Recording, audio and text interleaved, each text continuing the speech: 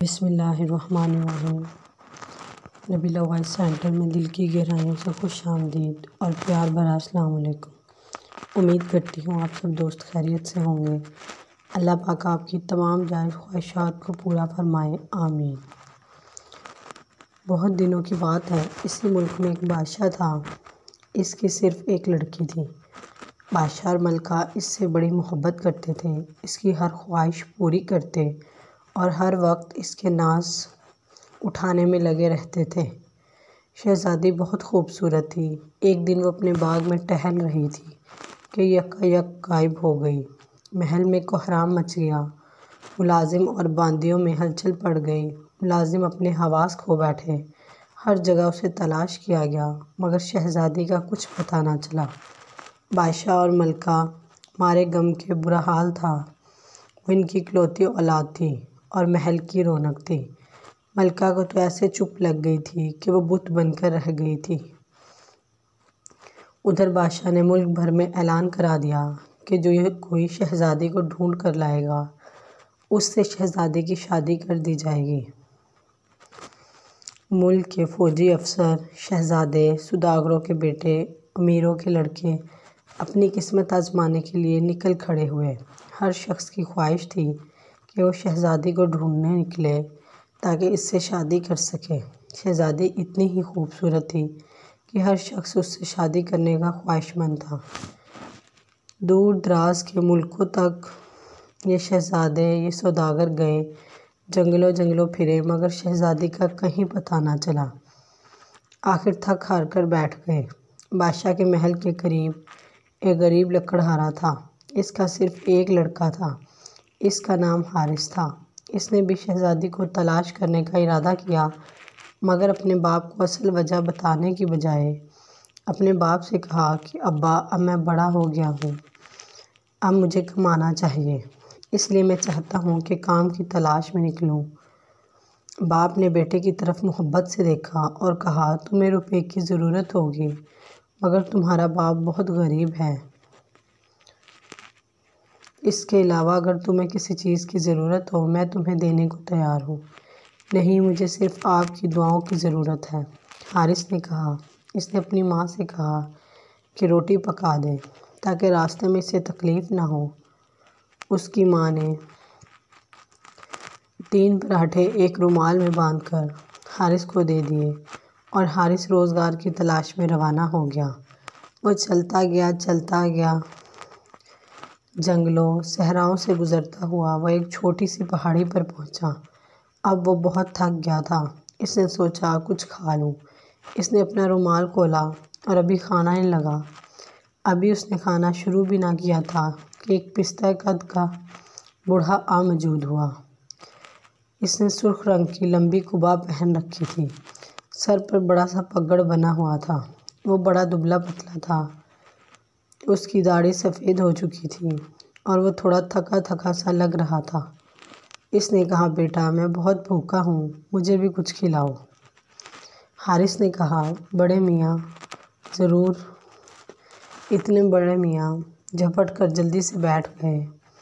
بڑے میاں نے کھانا کھا کر حارث کا شکریہ ادا کیا اور چلتے چلتے کہا، بیٹے، یوں تو میں بہت بوڑھا ہو گیا ہوں، تم نے اس وقت میرا دل خوش کر دیا ہے۔ یاد رکھو، اگر کسی وقت تمہیں میری ضرورت ہو تو مجھے ضرور یاد کرنا، میں فوراً چلا آؤں گا۔ میرا نام سرخ پوش ہے۔ یہ کہہ کر بڑے میاں صاحب غائب ہو گئے۔ حارث پھر چل پڑا۔ شام ہوتے ہوتے وہ ایک کنویں پر پہنچا۔ اسے بھوک پھر لگنے لگی تھی۔ یہاں پانی بھی میسر تھا۔ حارث نے سوچا، کھانا کھانے کے لیے اچھی جگہ ہے۔ اس نے اپنا رومال کھولا، کھانے کا ارادہ ہی کر رہا تھا کہ ایک اور بوڑھا آدمی آ موجود ہوا۔ یہ بھی ننھا منا دبلا پتلا تھا، ویسے ہی سفید بھویں، اور اس نے ہرے رنگ کی قبا پہن رکھی تھی اور سر پر اس کے بھی پگڑی تھی۔ اس نے کہا کہ بیٹا، میں بھوک سے مرا جا رہا ہوں، کیا تم مجھے اپنے ساتھ شریک نہ کرو گے؟ حارث نے کہا، بڑے میاں، ضرور، اور بڑے میاں کو ساتھ بٹھا لیا۔ کھانا کھانے کے بعد دونوں نے کنویں کا میٹھا اور ٹھنڈا پانی پیا۔ اب بڑے میاں نے بھی حارث کا شکریہ ادا کیا اور رخصت چاہی۔ جاتے وقت انہوں نے کہا، میں تمہارا یہ احسان کبھی نہ بھولوں گا۔ اگر تم پر کبھی برا وقت پڑے تو مجھے ضرور یاد کرنا۔ میرا نام سبز پوش ہے، بس میرا نام لے کر آواز دے دینا۔ یہ کہہ کر بڑے میاں اٹھ کھڑے ہوئے اور فوراً ہی نظروں سے اوجھل ہو گئے۔ حارث پھر چل پڑا۔ چل سو چل وہ ایک درخت تک جا پہنچا۔ یہ بڑا گھنا سایہ دار درخت تھا۔ آس پاس دور دور تک سبزہ لہرا رہا تھا۔ اس کی طبیعت خوش ہو گئی۔ وہ تھوڑا آرام کرنے کے لیے درخت کے سائے میں بیٹھا رہا۔ ابھی وہ بیٹھا ہی تھا کہ فاختاؤں کا ایک جھنڈ اڑتا ہوا وہاں آ پہنچا۔ حارث کے سر پر منڈلانے لگا۔ حارث نے کہا، اوہو، یہ بھوکی ہیں۔ حارث نے دل میں سوچا، انہیں کھانے کی ضرورت ہے۔ اس نے فوراً اپنا رومال کھولا، روٹی نکالی اور ان کے ٹکڑے ٹکڑے کرنے لگا۔ ننھے ننھے ریزے کر کے اس نے سامنے ہی ڈال دیے۔ ساری فاختائیں زمین پر اتر آئیں اور حارث کے پاس آ کر بولیں، تمہاری مہربانی کے لیے شکریہ۔ ہم سب بھوکی تھیں، تم نے ہمیں کھانا کھلایا ہے۔ اگر کبھی تمہیں ہماری مدد کی ضرورت ہو تو ہمیں ضرور یاد کرنا۔ ہم جہاں کہیں بھی ہوں گے تمہاری آواز سن لیں گے۔ یہ کہہ کر فاختائیں رخصت ہو گئیں اور دوسری فاختاؤں کے ساتھ اڑ گئیں۔ اب شام ہونے کی تھی۔ حارث کو رات گزارنے کے لیے ایک ٹھکانے کی ضرورت تھی۔ وہ جلد از جلد کوئی ایسی جگہ ڈھونڈ لینا چاہتا تھا جہاں رات بسر کر سکے۔ کچھ دور چلنے کے بعد ایک پہاڑی کے دامن میں ایک غار نظر آیا۔ حارث نے اس میں نظر ڈالی۔ بہت وسیع غار تھا اور اس میں درجنوں بھینسیں بندھی ہوئی تھیں۔ اس کے باوجود ایک چبوترا تھا جس پر 3-4 آدمی آسانی سے سو سکتے تھے۔ اس نے سوچا، ان بھینسوں کا رکھوالا بھی ہوگا، اس لیے رات یہیں گزارنا چاہیے۔ ابھی حارث بستر کر ہی رہا تھا کہ ایک عجیب سی عورت غار میں داخل ہوئی۔ تم کون ہو اور یہاں کیا کر رہے ہو؟ جادوگر بڑھیا نے کہا، میں مسافر ہوں، بہت دور سے چل کر آیا ہوں، تھک کر چور ہو گیا ہوں اور رات یہاں گزارنا چاہتا ہوں۔ اگر کچھ حرج نہ ہو تو مجھے رات یہاں رہنے دیں۔ حارث نے ہمت کر کے کہا۔ جادوگر بڑھیا نے کچھ سوچ کر کہا کہ تم صرف ایک شرط پر یہاں رات گزار سکتے ہو، وہ یہ کہ تم وعدہ کرو اگلی صبح تم وہی کچھ کرو گے جو میں کہوں گی۔ حارث نے کہا، ٹھیک ہے، میں وعدہ کرتا ہوں۔ حارث نے بغیر سوچے سمجھے کہا۔ وہ تھکن سے چور تھا اور آرام کے علاوہ اسے کسی چیز سے دلچسپی نہیں تھی۔ بہرحال جادوگر بڑھیا چلی گئی۔ دوسرے دن ابھی حارث جاگا ہی تھا کہ بڑھیا پھر آ دھمکی اور بڑے حکم کے ساتھ بولی کہ یہاں سے جانے سے پہلے تمہیں ایک کام کرنا ہے۔ اس غار کو اچھی طرح صاف کر ڈالو، پھر بھینسوں کے آگے نیا چارہ ڈالو اور یہ سب کام میری واپسی تک کر ڈالو۔ اگر اس وقت تک یہ کام نہ ہوا تو خیال رکھو میں تمہارا گلا گھونٹ ڈالوں گی۔ یہ کہہ کر جادوگر بڑھیا روانہ ہو گئی۔ اب حارث بڑا گھبرایا کہ منو چارہ زمین پر پڑا تھا، اس کی صفائی تو وہ 3 دن میں بھی نہیں کر سکتا تھا۔ اس نے خدا کا نام لے کر بیلچہ اٹھایا اور اس چارے میں گاڑ دیا۔ وہ زور لگاتا ہی رہا مگر بیلچہ ٹس سے مس نہ ہوا۔ وہ گھبرا گیا۔ اچانک اسے اپنے دوستوں کا خیال آیا۔ اس نے آنکھ بند کی اور کہا، میاں سرخ پوش، آؤ، مجھے تمہاری مدد کی ضرورت ہے۔ یکا یک اس نے دیکھا کہ سرخ لباس والے سرخ پوش وہاں پر حاضر ہو گئے۔ انہوں نے حارث کو ایک طرف ہٹایا اور کہا، بیلچہ چلو، اپنا کام کرو۔ بڑے میاں کے منہ سے یہ الفاظ نکلنے ہی تھے کہ بیلچے نے اپنا کام شروع کر دیا۔ تمام پرانا چارہ ایک طرف کر کے نیا چارہ بھینسوں کے آگے ڈال دیا گیا۔ چند منٹوں میں سارا کام بڑھیا کی مرضی کے مطابق ہو گیا۔ حارث نے سرخ پوش کا شکریہ ادا کیا اور بڑے میاں خوش خوش روانہ ہو گئے۔ سرخ پوش کے جانے کے تھوڑی دیر بعد ہی بڑھیا بھی آ گئی۔ اس نے دیکھا کہ سب کام بڑے سلیقے سے کیا گیا ہے۔ اس کی حیرت کی انتہا نہ رہی۔ اس نے کہا، میاں لڑکے، یہ کام تم خود سے ہرگز نہیں کر سکتے تھے، اس میں ضرور کوئی تمہارا شریک ہے، مگر خیر کوئی بات نہیں، کل پھر دیکھا جائے گا۔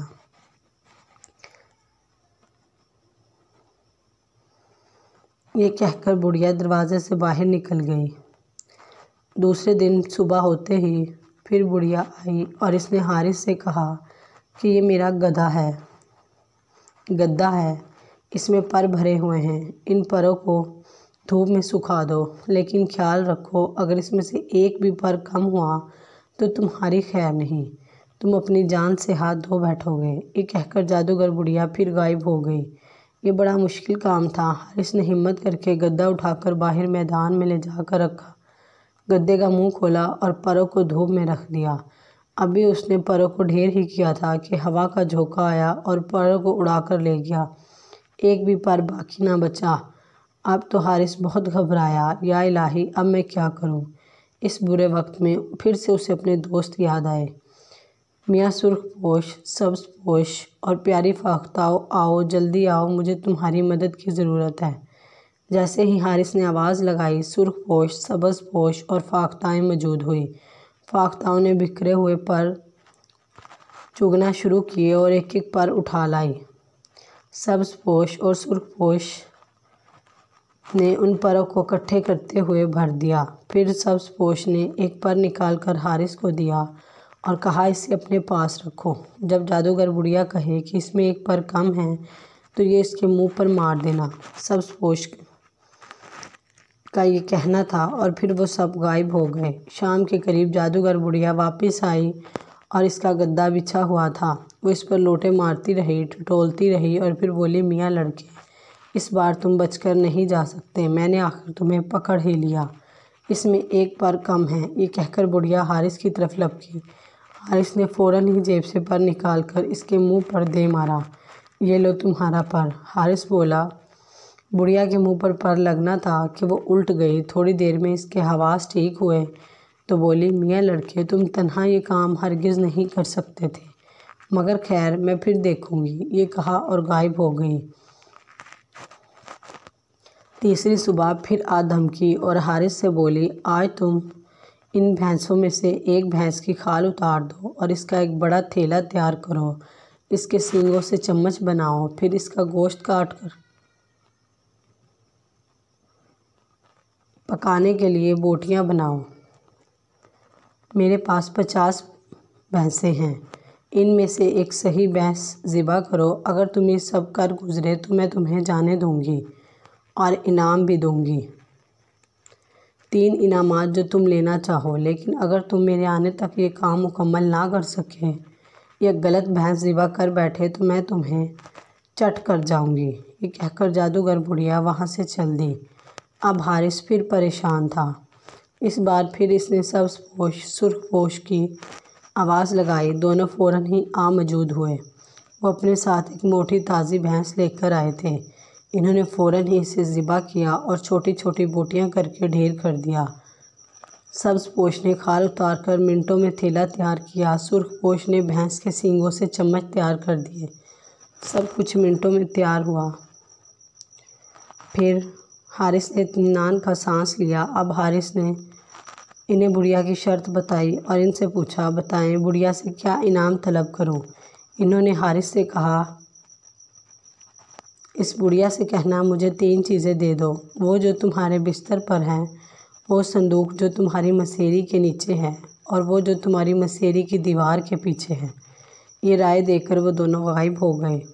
جب بڑھیا غار میں پہنچی تو بڑی پریشان ہوئی۔ لڑکے، تم یہ کسی دوسرے کی مدد کے بغیر ہرگز نہیں کر سکتے تھے، مگر مجبوری ہے۔ اچھا بولو، تم کیا انعام چاہتے ہو؟ حارث بولا، وہ جو تمہارے بستر پر ہے، وہ صندوق جو تمہاری مسیری کے نیچے ہے اور وہ جو مسیری کی دیوار کے پیچھے ہے۔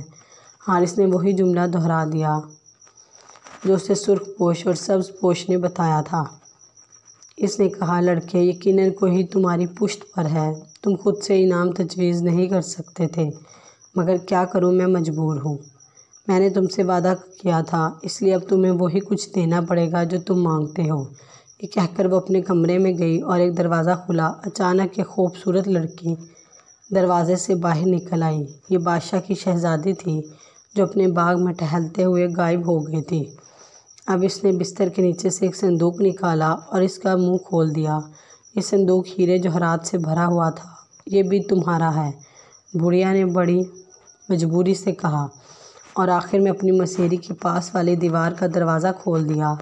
سامنے خوبصورت بادبانی جہاز کھڑا تھا۔ بڑھیا نے کہا، یہ ایک طلسمی جہاز ہے، یہ بغیر کسی ملا کے چلتا ہے، یہ جہاں تم چاہو گے اس مقام تک تمہیں پہنچا دے گا، بس اسے حکم دینے کی دیر ہوتی ہے۔ اب تم اپنے انعامات لو اور گھر کی راہ لو۔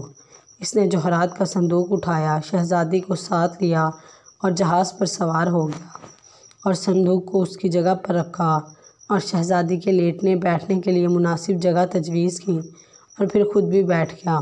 یکا یک آسمان پر چند فاختائیں نمودار ہوئیں جو اس کی پرانی دوست تھی، وہ جہاز پر اڑتی رہیں۔ انہوں نے کہا، حارث جاؤ سدھارو، خدا تمہیں خوش رکھے۔ حارث نے دیکھا ساحل پر سبز پوش اور سرخ پوش بھی موجود تھے اور چلا چلا کر اسے خدا حافظ کہہ رہے تھے۔ حارث کی آنکھیں چھلک اٹھی کیونکہ اس سے اچھے دوست چھوٹ رہے تھے جو مصیبت اور برے وقت میں کام آنے والے دوست تھے۔ حارث جہاز میں روانہ ہوا اور اپنے شہر پہنچ گیا۔ بادشاہ اور ملکہ شہزادی کو دیکھ کر بہت خوش ہوئے۔ انہوں نے حارث کو محل میں ہی روک لیا۔ حارث نے کہا کہ وہ صرف اس شرط پر محل میں رہ سکتا ہے کہ اس کے باپ اور ماں کو بھی یہاں رہنے کی جگہ دی جائے۔ بادشاہ فوراً راضی ہو گیا، چنانچہ حارث کا باپ اور ماں بھی محل میں منتقل ہو گئے۔ اس کے بعد وہ وہاں خوشی سے رہنے لگے اور ان کی شان و شوکت سے شادی کروا دی گئی۔